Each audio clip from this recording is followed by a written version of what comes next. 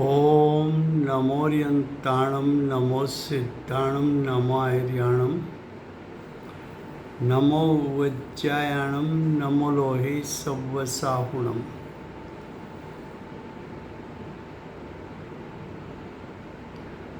मङ्गलं भगवान् वीरो मङ्गलं गौतमो गणी मङ्गलं कुन्दकुन्दार्यो जैनधर्मोऽस्तु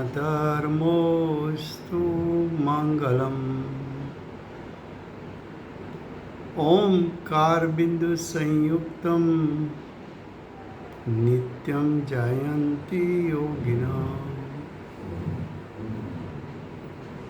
कामदं मोक्षदं चैव ओंकाराय नमो नमः। अहोपकार जिनवर्णो कुंदनो ध्वनि दिव्यनो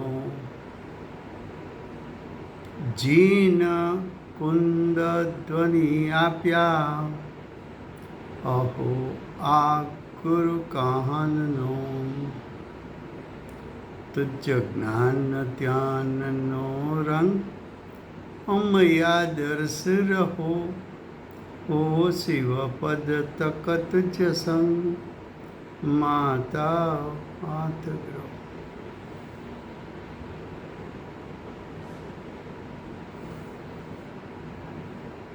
ये समयसार नाम का परम अध्यात्म शास्त्र है। भगवत कुनकुंदाचार्य देव ने मांगलिक करके समयसार को कहने की प्रतिज्ञा की है। समयसार का अर्थ है आत्मा का त्रिकाल शुद्ध स्वभाव। आत्मा का त्रिकाल शुद्ध स्वभाव कहाँ रहता है? तो कि आत्मा का त्रिकाल शुद्ध स्वभाव पुण्य पाप में छुपा हुआ है, आश्रव में छुपा हुआ है, संवर निजरा में छुपा हुआ है, बंध परिणाम में छुपा हुआ है, मोक्ष परिणाम में छुपा हुआ है। ये त्रिकाल शुद्ध स्वभाव पुण्य पाप में छुपा हुआ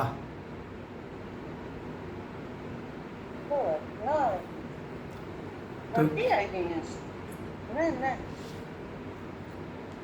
ये जो पुण्य पाप में छुपा हुआ है,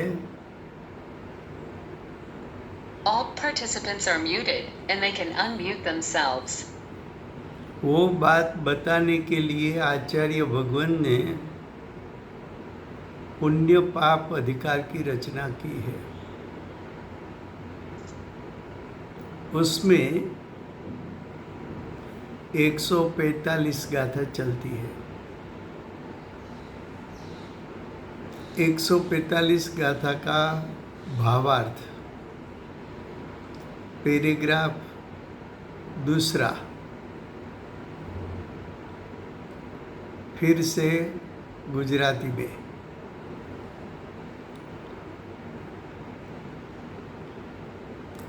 आचार्य भगवंते માંગલિક કરીને સમયસારને કહેવાની પ્રતિજ્ઞા કરી છે। સમયસાર એટલે શું? તો આચાર્ય ભગવાન કહે છે કે તારો આત્માનો ત્રિકાળ શુદ્ધ સ્વભાવ એને અમે સમયસાર કહીએ છીએ। આત્માનો ત્રિકાળ શુદ્ધ સ્વભાવ છે ક્યાં, રહે છે ક્યાં? તો કે તારા પુણ્ય પાપ પરિણામમાં છુપાયેલો છે, તારા આશ્રવરૂપ પરિણામમાં છુપાયેલો છે, તારા સંવર નિજરા પરિણામમાં છુપાયેલો છે, તારા બંધ પરિણામમાં છુપાયેલો છે, તારા મોક્ષ પરિણામમાં છુપાયેલો છે.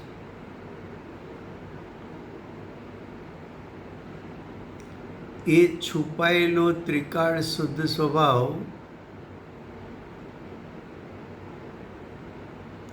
મારી દ્રષ્ટિ અને જ્ઞાનમાં આવતો કેમ નથી? તો કે તું પુણ્ય પાપના પરિણામ, આશ્રવવાદીના પરિણામ એને ગૌણ કર તો એ જ પરિણામમાં છુપાયેલો જ્ઞાયક સ્વભાવ દ્રષ્ટિમાં અને જ્ઞાનમાં આવશે. ત્યારે તને આત્માની અનુભૂતિ થશે. એવો પુણ્ય પાપ અધિકાર ચાલે છે. ત્રીજો અધિકાર, એમાં 145 ગાથાનો ભાવાર્થ. બીજો પેરેગ્રાફ, બીજો પેરેગ્રાફ, બીજા પેરેગ્રાફમાં શું કહે છે?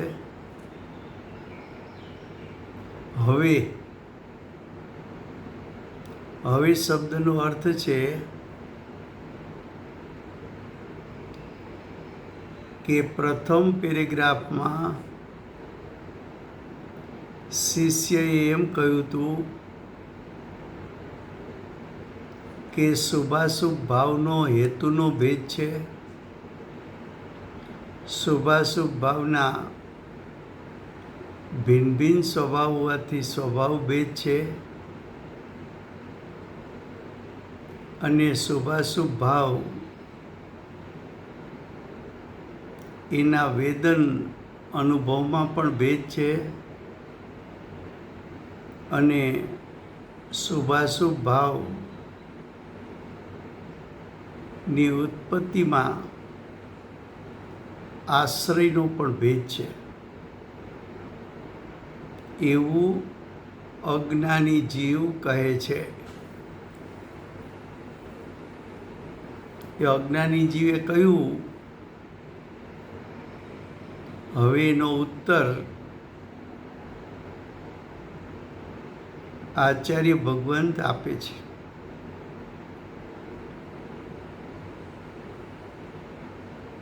फिर से हिंदी में, अब दूसरा पैराग्राफ का पहला शब्द है अब. अब का क्या अर्थ है?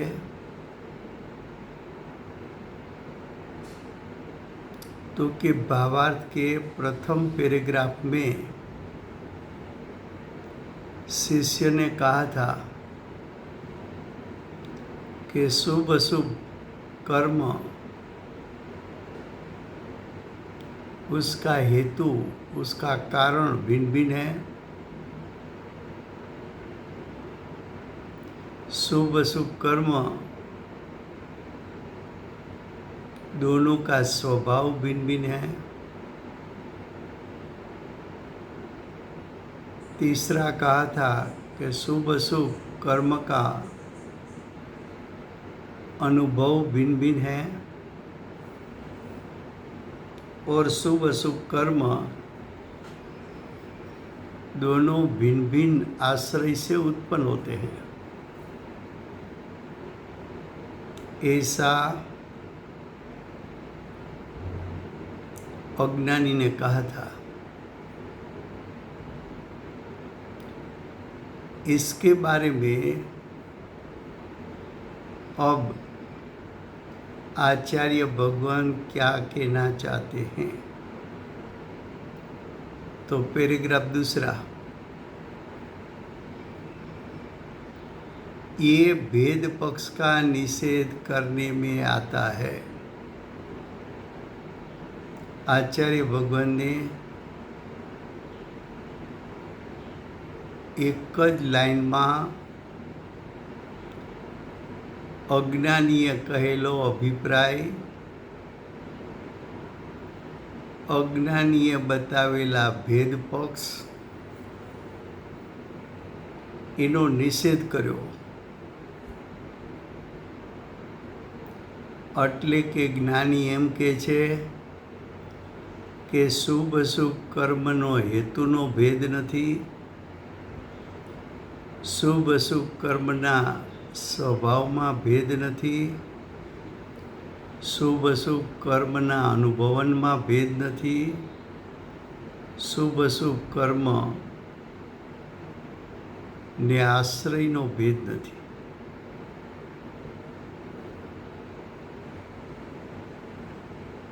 फिर से हिंदी में दूसरा पैराग्राफ की प्रथम लाइन, ज्ञानी ने क्या कहा, आचार्य ने क्या कहा कि अब वो भेद पक्ष का, वो का अर्थ है प्रथम पैराग्राफ में बताया उसका, प्रथम पैराग्राफ में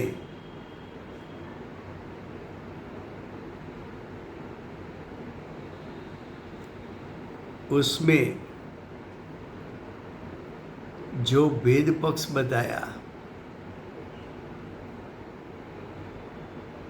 उसका ज्ञानी यानी आचार्य निषेध करने में आता है। उसका अर्थ क्या? तो क्या आचार्य भगवान ने कहा कि शुभ कर्म अशुभ कर्म उसका हेतु भिन्न भिन्न नहीं है, शुभ अशुभ कर्म उसके स्वभाव का भेद नहीं है, शुभ अशुभ कर्म उसका अनुभव में भेद नहीं है, शुभ अशुभ कर्म उसके आश्रय में भेद नहीं है। अज्ञानी की चारों बातों का ज्ञानी ने निषेध किया। अब निषेध किया तो निषेध का कारण क्या है वो भी बताना पड़ेगा। નિષેધ કર્યો તો નિષેધનું કારણ શું છે એ આચાર્ય ભગવાન બતાવે છે। જુઓ બીજા પેરેગ્રાફની પ્રથમ લાઈન વચ્ચેથી, જીવના શુભ અને અશુભ પરિણામ બંને અજ્ઞાનમય છે, તેથી કર્મનો હેતુ એક અજ્ઞાન જ છે।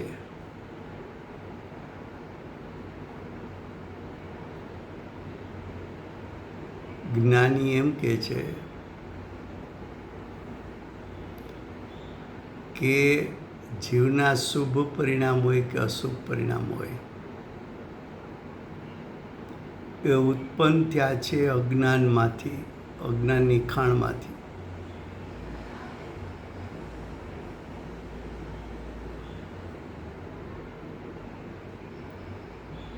તો બંને અજ્ઞાનની ખાણમાંથી ઉત્પન્ન થયા છે, માટે બંનેના હેતુમાં અંતર નથી, બંનેના હેતુમાં તફાવત નથી, બંનેના હેતુ ભિન્ન ભિન્ન નથી, બંનેના હેતુ પૃથક પૃથક નથી, બંનેના હેતુ જુદા જુદા નથી.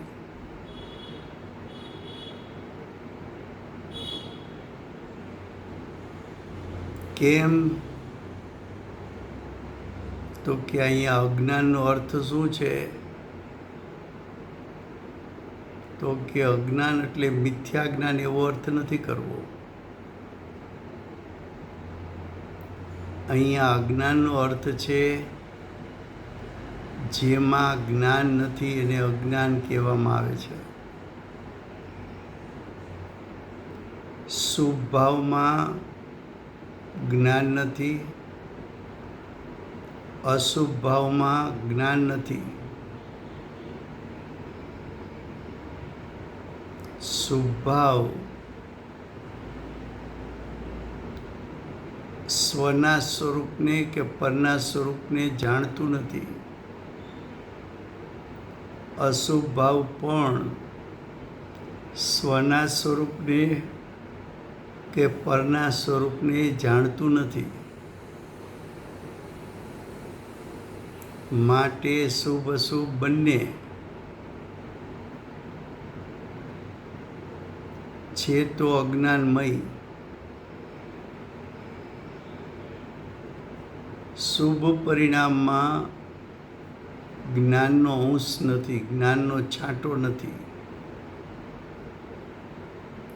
અશુભ પરિણામમાં પણ જ્ઞાનનો અંશ નથી, જ્ઞાનનો છાંટો નથી.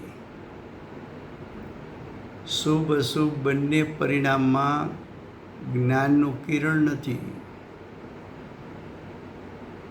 તો કે શુભ અશુભ બંને પરિણામ બંને અજ્ઞાનમય છે.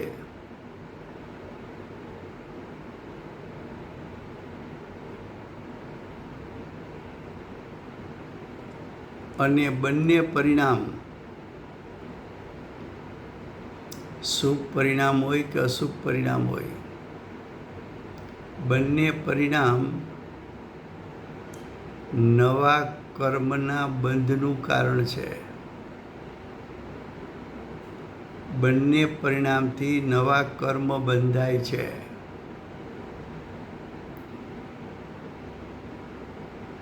તો શુભ પરિણામ પણ કર્મને બાંધે છે, અશુભ પરિણામ પણ કર્મને બાંધે છે.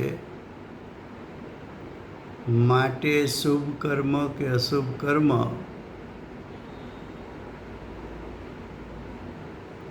એના કારણો જુદા જુદા નથી.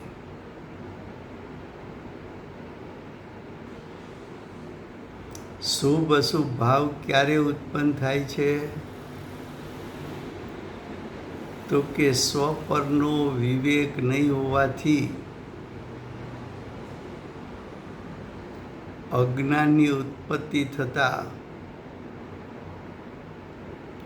શુભ ભાવ પણ પરના લક્ષ્ય થાય છે અને અશુભ પરિણામ પણ પરના લક્ષ્ય થાય છે.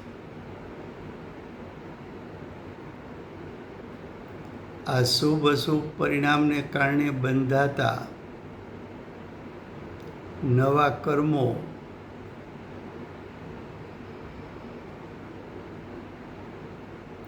એ પણ પૂતગલમય છે.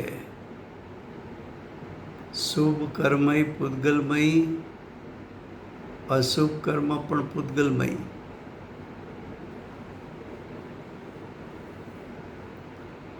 કર્મનો હેતુ એવો જીવનો શુભ ભાવ, નવા કર્મનો હેતુ એવા જીવના શુભ પરિણામ. જેમાં જ્ઞાનનું કિરણ નથી માટે અજ્ઞાન.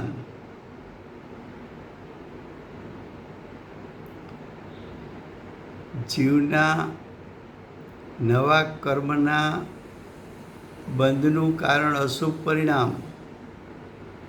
એ અશુભ પરિણામમાં પણ જ્ઞાનનું કિરણ નથી. તો નવા કર્મ શુભ અશુભ બંધાય એનો હેતુ તો શુભ અને અશુભ પરિણામ છે, અને એ શુભ અશુભ પરિણામ એમાં જ્ઞાનનો અંશ નથી, માટે અજ્ઞાન. માટે શુભ કર્મનો હેતુ પણ અજ્ઞાન, અશુભ કર્મનો હેતુ પણ અજ્ઞાન. માટે બંનેના હેતુ જુદા જુદા નથી, બંનેના હેતુ એક જ છે.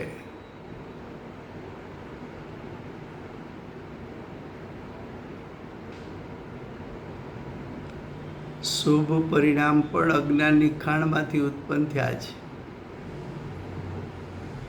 અશુભ પરિણામ પણ અજ્ઞાનની ખાણમાંથી ઉત્પન્ન થયા છે. માટે શુભ અશુભ પરિણામના નિમિત્તે બંધાતા નવા કર્મો એનો પરંપરાએ હેતુ, પરંપરાએ કારણ તો અજ્ઞાન જ છે. માટે નવા કર્મ શુભ હોય કે અશુભ હોય, બંનેનું કારણ જુદું છે. બંનેનું કારણ એક છે, જુદું નથી.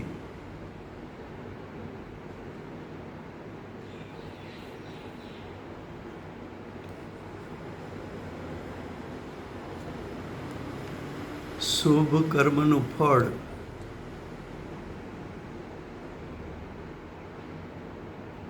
બહારના સંયોગો અને અશુભ કર્મનું ફળ બાહ્ય સંયોગો, બંનેનું ફળ બાહ્ય સંયોગો છે. માટે પણ શુભ કર્મ અશુભ કર્મ સમાન છે. શુભ કર્મનું ફળ, શુભ પરિણામનું ફળ મનુષ્યને દેવગતિ છે. અશુભ કર્મનું ફળ તિર્યંચ અને નરક ગતિ છે. બંનેનું ફળ ગતિ છે. માટે શુભ અશુભ કર્મ જુદા નથી.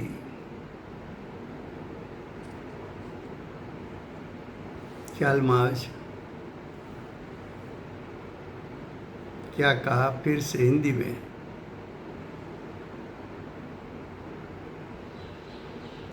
जीव के शुभ परिणाम और जीव के अशुभ परिणाम,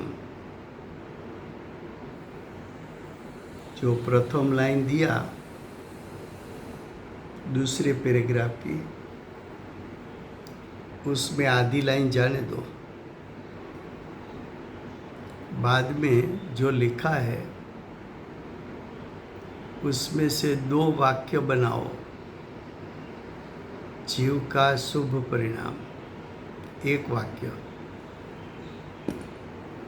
दूसरा, जीव का अशुभ परिणाम. दोनों कैसे हैं? तो कि दोनों अज्ञानमयी है. यहाँ अज्ञानमयी का अर्थ क्या है?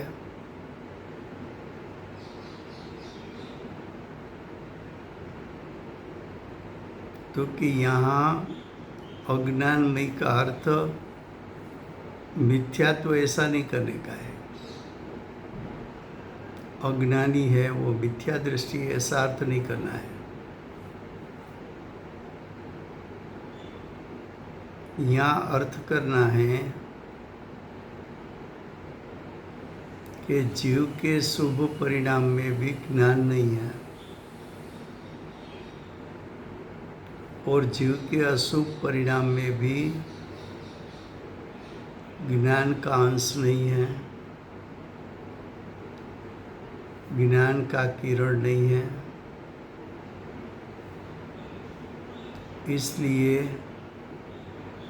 जीव का शुभ परिणाम और जीव का अशुभ परिणाम दोनों समान.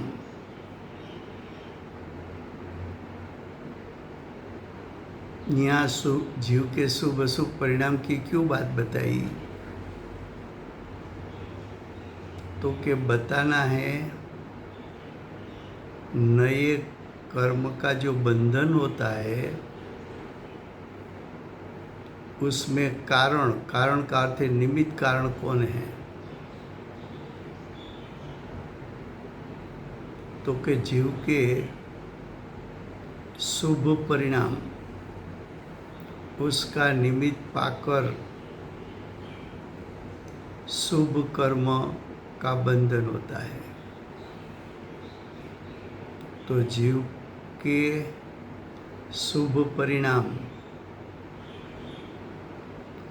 उसको कारण कहो हेतु कहो,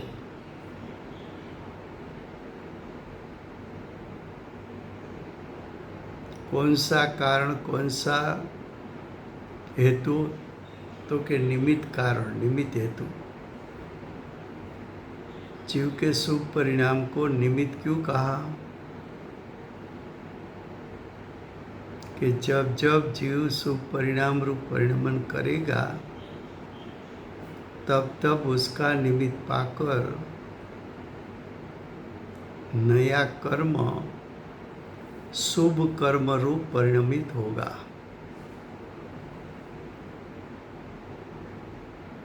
तो जीव के शुभ परिणाम कारण, तो कार्य क्या हुआ? तो कि निमित्त कार्य में नया कर्म का बंध हुआ। तो जीव के शुभ परिणाम को कारण कहा, हेतु कहा। अब जीव के अशुभ परिणाम, तो कि जीव के अशुभ परिणाम भी कारण है, हेतु है। तो कि जीव के अशुभ परिणाम किसका हेतु है, किसका कारण है?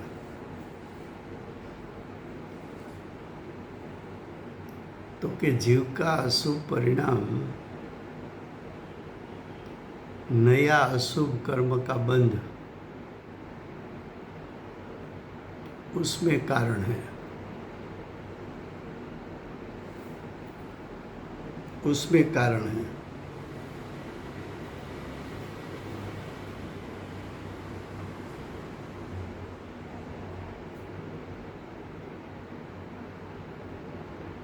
अब जीव के जो शुभ परिणाम और अशुभ परिणाम वो उत्पन्न होता है अज्ञान में से।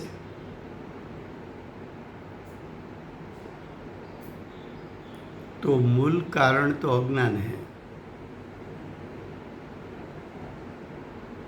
चाहे नया कर्म शुभ हो चाहे नया कर्म अशुभ हो, उसका हेतु अज्ञान है। इसलिए शुभ अशुभ कर्म की उत्पत्ति में दो कारण नहीं है। अज्ञानी की मान्यता में दो कारण उसको लगता है। अज्ञानी की वो मान्यता विपरीत है। विपरीत मान्यता से मिथ्यात्व उत्पन्न होता है और मिथ्यात्व अनंत संसार का कारण है।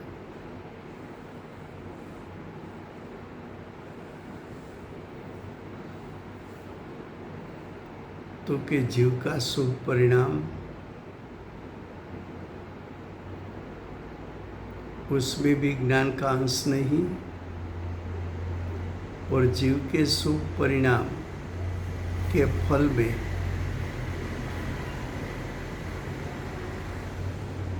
या तो जीव के शुभ परिणाम के कारण से जो नया द्रव्य कर्म का बंध होता है उसमें भी ज्ञान का अंश नहीं है। जीव के शुभ परिणाम स्व पर को जान नहीं सकता, इसलिए उसमें ज्ञान नहीं है, ऐसा सिद्ध होता है। जीव के शुभ परिणाम अंध है, ज्ञान रहित है, स्व पर का विवेक करने की शक्ति नहीं है। जीव के शुभ परिणाम को भी जान नहीं सकता, इसलिए उसमें ज्ञान का अंश नहीं होने के कारण वो परिणाम को पुद्गल कहा। अब जीव के अशुभ परिणाम वो भी स्व पर का विवेक नहीं कर सकता। अशुभ परिणाम को भी जान नहीं सकता।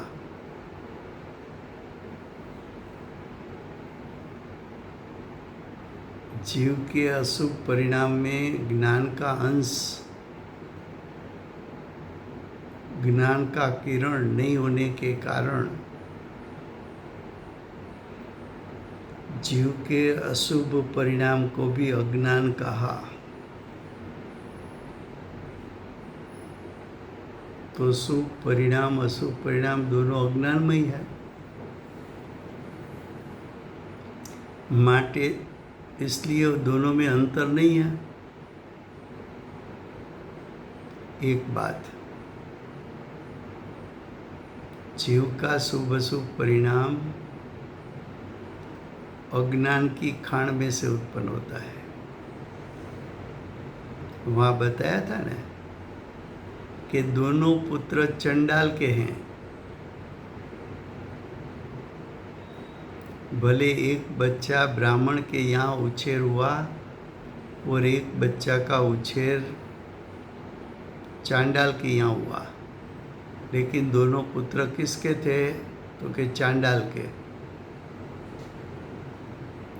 वैसी तरह शुभ परिणाम अशुभ परिणाम दोनों अज्ञान में से उत्पन्न हुआ, इसलिए शुभ अशुभ परिणाम दोनों अज्ञान के पुत्र है।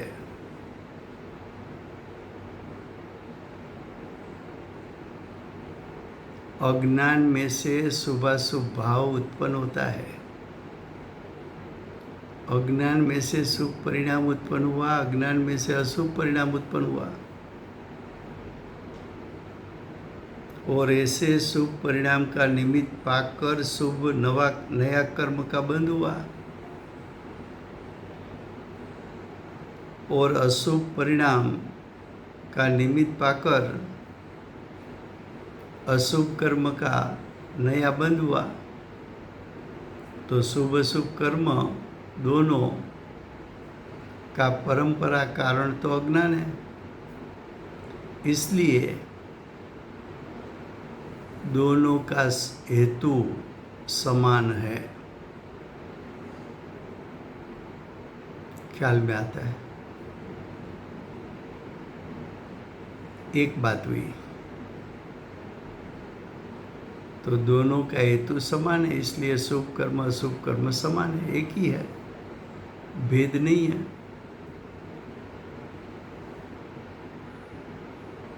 आचार्य भगवंत ऐसा क्यों बताया कि शुभ अशुभ कर्म समान है? तो कि समान है इसलिए बताया, एक बात। दूसरा तो कि अज्ञानी के अभिप्राय में शुभ अशुभ का हेतु भिन्न भिन्न है, ये जो अभिप्राय है वो अभिप्राय विपरीत है। वो अभिप्राय कैसा है? तो कि वो अभिप्राय विपरीत है। विपरीतता मिथ्यात्व है।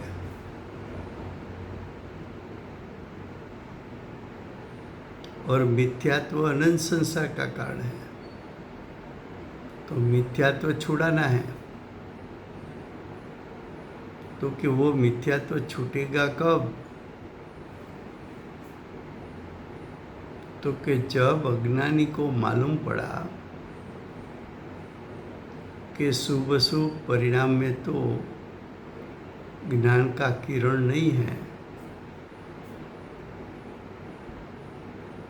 तो ज्ञान का पुंज कहाँ है? तो कि ज्ञान का पुंज तो ज्ञायक स्वभाव में है।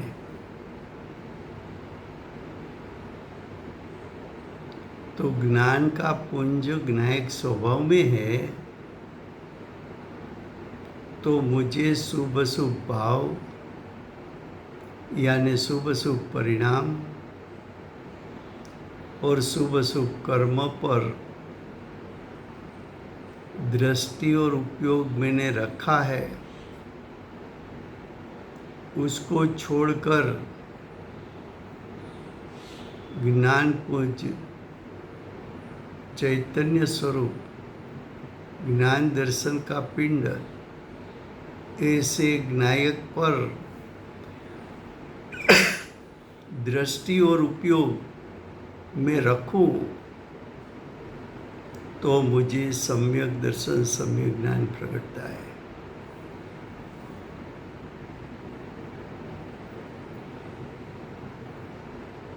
ये ज्ञान पुंज छुपा है शुभ अशुभ परिणाम में, लेकिन मुझे तो शुभ अशुभ परिणाम की मुख्यता है।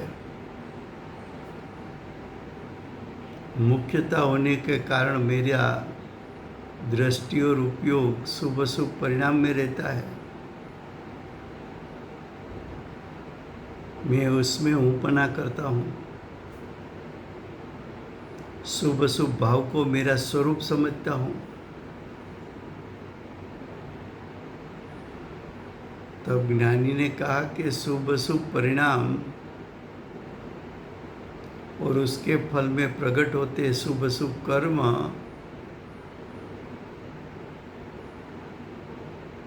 वो चारों में ज्ञान का किरण नहीं है।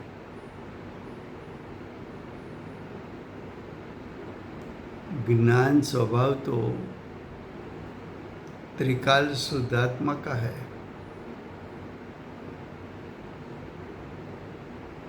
लेकिन त्रिकाल शुद्धात्मा ज्ञान का पुंज है, वो मुझे प्रतीत में क्यों नहीं आता, जानने में क्यों नहीं आता? तो कहे तुझे शुभ अशुभ परिणाम और उसके फल, शुभ अशुभ कर्म, तुझे उसकी मुख्यता है, उसकी महिमा है।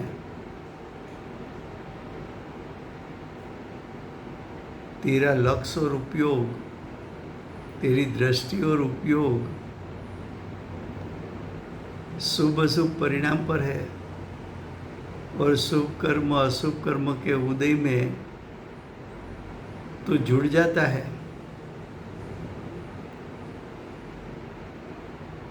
अब दृष्टि और उपयोग पलट, तो के पलट के दृष्टि और उपयोग कहाँ रखूं?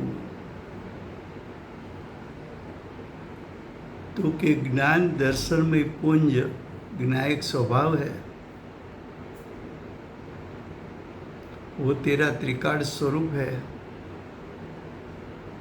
वो स्वरूप शुद्ध है। वो स्वरूप शुभ अशुभ परिणाम से रहित शुभ अशुभ कर्म से रहित है।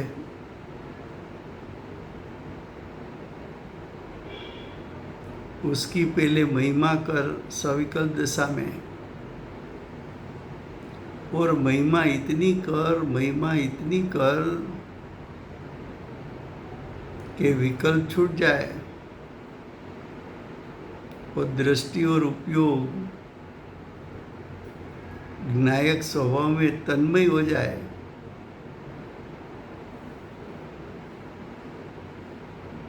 तब तुझे मालूम पड़ता है कि ओहो, अनादिकाल से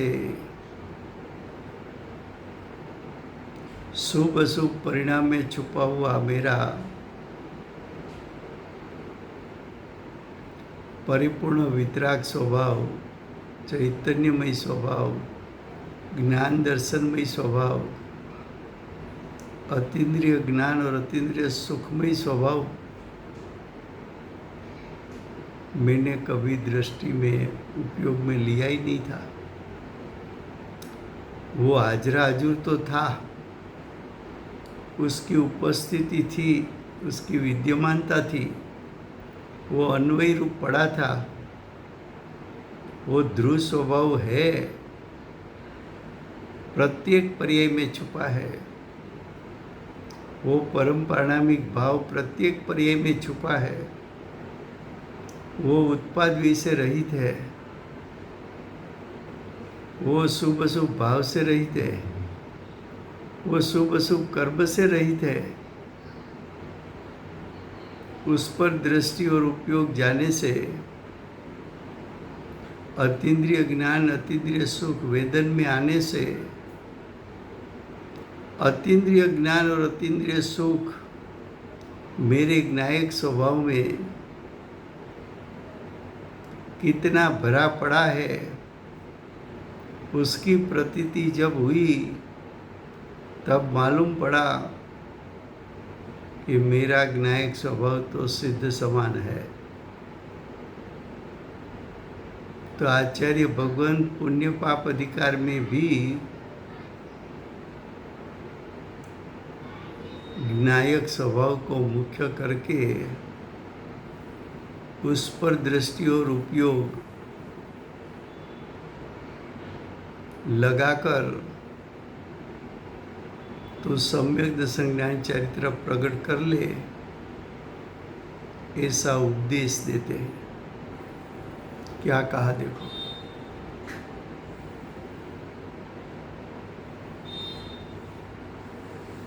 कि जीव का शुभ परिणाम, जीव का अशुभ परिणाम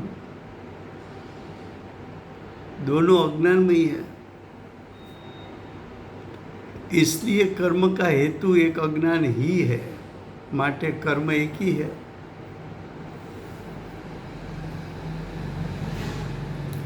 ये हेतु की बात बताई। अब आचार्य भगवान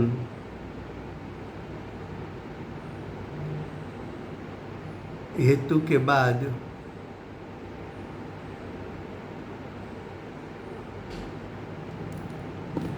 दोनों के स्वभाव भिन्न भिन्न नहीं है, वो दिखाना चाहते हैं। तो देखो आगे दूसरी लाइन के आखिरी शब्द है, बीजी लाइनों छेल्ला शब्दों, શુભ અને અશુભ પૂતગલ પરિણામો બંને પૂતગલમય જ છે. શું કહ્યું?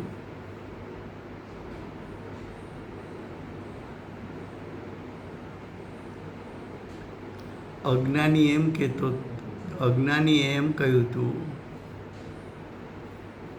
કે શુભ અશુભના સ્વભાવ જુદા જુદા છે.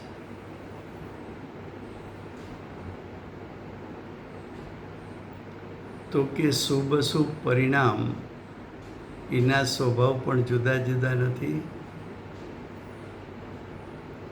અને શુભ અશુભ પરિણામનું નિમિત્ત પામીને બંધાતા શુભ અશુભ કર્મ એના સ્વભાવ પણ ભિન્ન ભિન્ન નથી.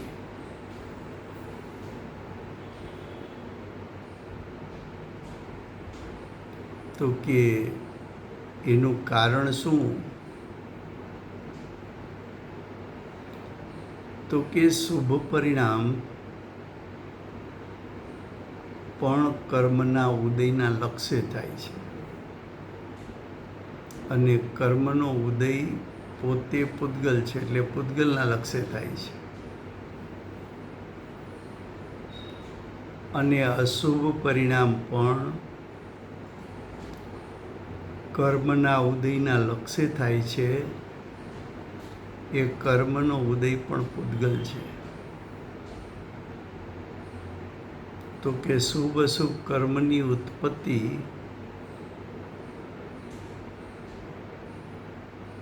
દ્રવ્ય કર્મ એટલે પૂતગલના લક્ષ્ય થતી હોવાથી શુભ અશુભ પરિણામ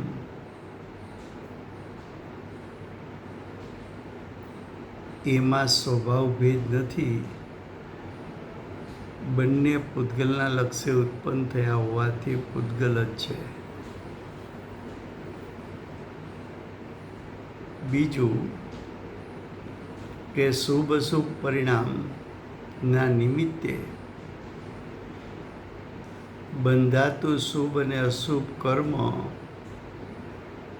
તો કે શુભ કર્મ નવું બંધાણું, અશુભ કર્મ નવું બંધાણું, બંને કારમણ વર્ગણામાંથી બન્યા છે. માટે બંને કારમણ વર્ગના પૂતગલનો સ્કંદ હોવાથી બંને પૂતગલમય છે. માટે બંનેના સ્વભાવમાં ભેદ નથી.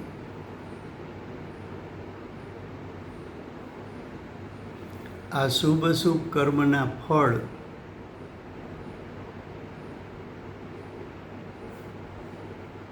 એટલે કે શુભ અશુભના નિમિત્તે બંધાતા ઘાતી અને અઘાતી કર્મો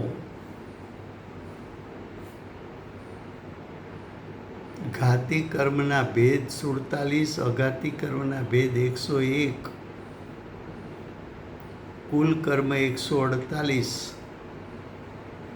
148 કર્મ પૂતગલ પ્રકૃતિ છે. પૂતગલ સ્વભાવમય છે. માટે કર્મના સ્વભાવ ભિન્ન ભિન્ન નથી.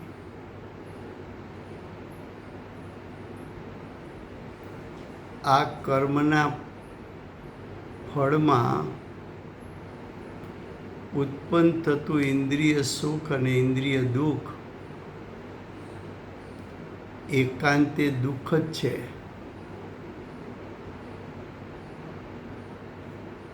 ઇન્દ્રિય સુખ, ઇન્દ્રિય દુઃખ એ તો અજ્ઞાનીએ પાડેલા ભેદ છે.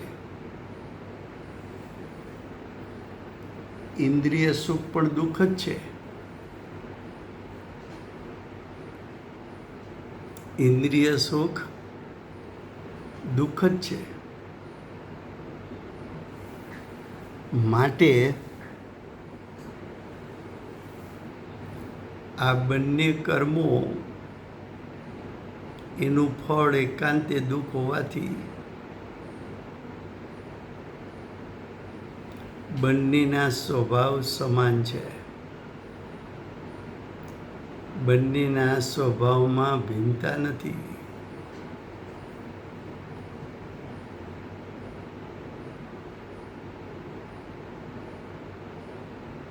સાતા વેદનીનો ઉદય હોય કે અસાતા વેદનીનો ઉદય હોય, સાતા વેદનીય પણ સંયોગ પૂરા પાડે, અસાતા વેદનીય પણ સંયોગ આપે. બધા સંયોગો પૂતગલમય છે. માટે બંનેનું ફળ સમાન હોવાથી બંનેના સ્વભાવમાં ભેદ નથી.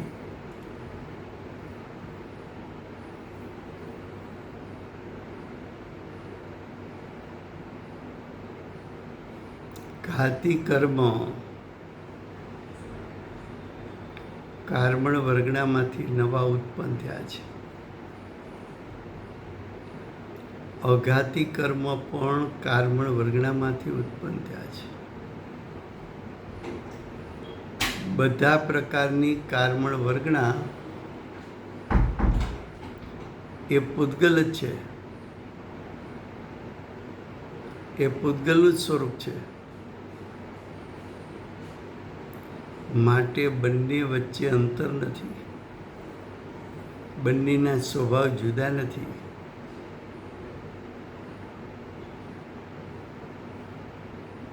બંને કર્મ અચેતન જડ પૂતગલ, બંને કર્મ સ્પર્શ રસ ગંધ વર્ણવાળા, એનાથી ભિન્ન જીવનો સ્વભાવ જ્ઞાનનો પિંડ, સુખનો પિંડ,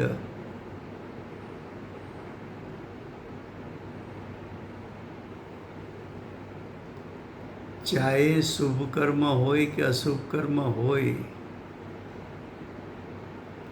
એમાં અતિન્દ્રિય જ્ઞાન કે અતિન્દ્રિય સુખનો છાંટો નથી, કિરણ નથી.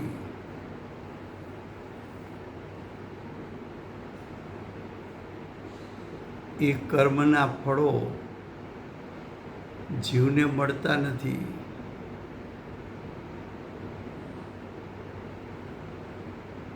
એમના ફળ પૂતગલમય છે. તો કે આવું આચાર્ય ભગવાન શા માટે સમજાવે છે?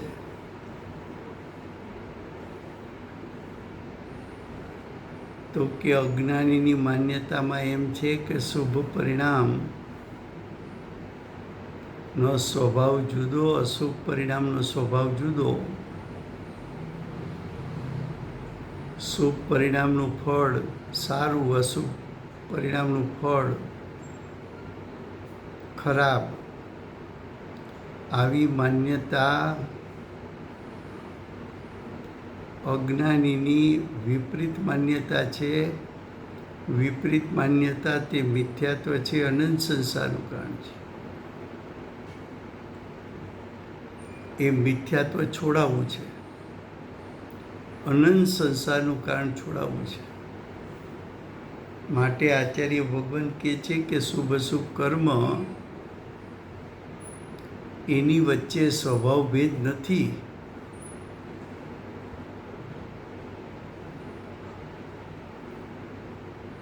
क्या कहा?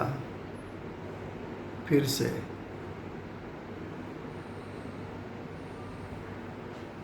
दूसरे पैराग्राफ की दूसरी लाइन के लास्ट शब्द है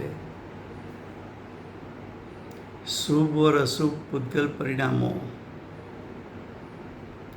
दोनों पूतगलमय है. शुभ परिणाम को पूतगल क्यों कहा? अशुभ परिणाम को पूतगल क्यों कहा? तो कि दोनों परिणाम स्वभाव से च्युत होने से उत्पन्न होता है. दोनों परिणाम कर्म के उदय के लक्ष्य से होता है. तो दोनों परिणाम कर्म के उदय का लक्ष्य किया तो कर्म का उदय तो पूतगल है. उसके लक्ष्य से उत्पन्न होता हुआ परिणाम को भी पूतगल कहा.